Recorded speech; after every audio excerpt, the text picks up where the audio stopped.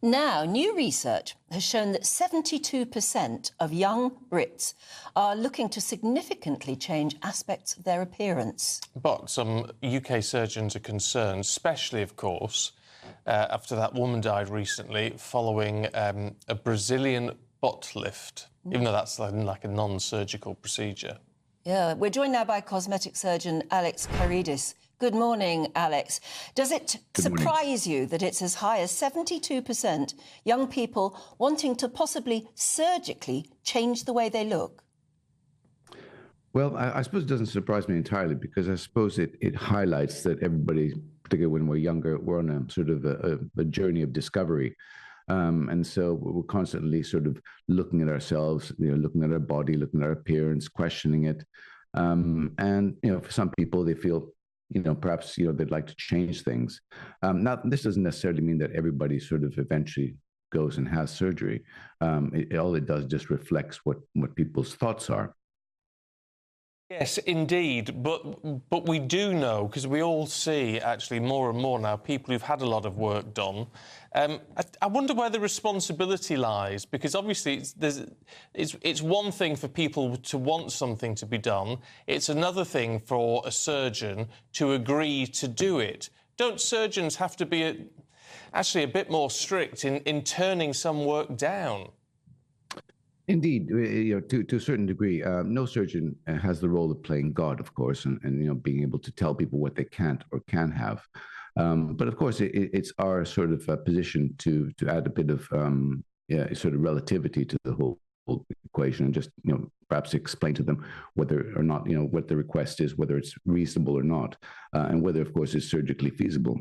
Because from our point of view, what we want to do is we want to have safe outcomes, outcomes where people are pleased with them, outcomes where they're not obvious, and they still retain a natural effect overall.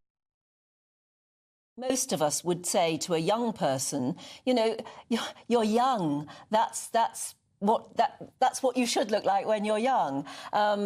Maybe when you're older, OK, you want certain things done to try and look a bit more youthful. But when you're young, you've got a young face. I'm thinking particularly of faces, I suppose. And you shouldn't be meddling with it when you're young, should you? Well, you're right, but what you're highlighting here are two different things. Because as you clearly said, when we get older, we have other issues, aging issues, which come into play and concern a lot of people. However, when you're young and when you're perhaps you're born with the nose that's slightly not particularly aesthetically pleasing, or you lack any breasts at all, or have very, very large breasts out of proportion in your body, these issues can concern individuals, and young individuals. And obviously, particularly when you have your whole life in front, you don't want to be burdened with something that's clearly an issue for you. But that's a fair point. I mean, there's a sensible argument to be made if you were, let's say, particularly flat-chested or particularly large-chested or whatever, where actually it is interfering with life. I guess the problem is with what a lot of young people may want is almost fashion.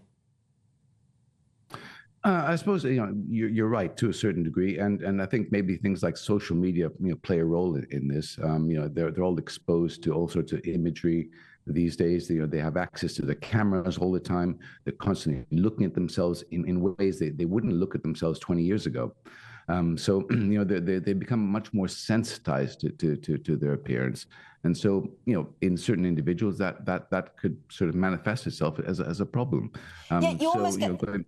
Sorry, I was going to say, you almost get the feeling that a lot of young people want in reality what an app does for them on a photograph. They give themselves ridiculously overemphasised eyes, tiny little button noses and great pouty lips.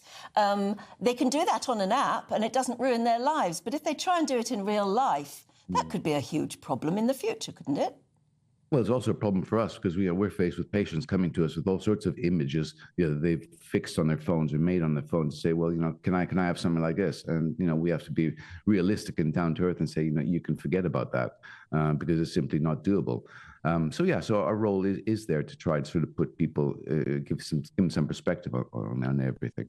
Does there need to be some realism about what surgery can actually do? And I don't just mean the positive aspects of it, but I sort of... You do see these people, even with the... who are sort of trying to defy ageing a little bit, and it can end up looking really odd, can't it, when you have someone in their 80s who's got a smooth face and a wrinkled neck and old hands and all that sort of thing. I mean, it's not... It doesn't always look right, does it, even when it's done well? Yes, I mean, there can be a mismatch, and and sometimes, they can be very obvious, as you say. So, from our perspective, we try to sort of, try to keep everything as natural as we can, as much as is possible, of course, because, as you say, sometimes, there are only so many things you can do to somebody. But yeah, I mean, all these issues are psychological for many people, and it's about sort of trying to understand what they're going through, what their thoughts are, and from our perspective, again, we're partially psychologists as well, because we're dealing with these issues all the time, and trying to sort of cut through all that and try to understand where it's all come from, which is one of the reasons why we developed a podcast as well recently, trying to discuss with patients about all these confidence issues and the psychology behind it. And it's quite interesting, because you see how far back it goes a lot of times. It stems back to youthful years. It's got to be well thought through, all of this sort of thing. Alex, it's really good to talk to you. Thanks very much indeed. My pleasure.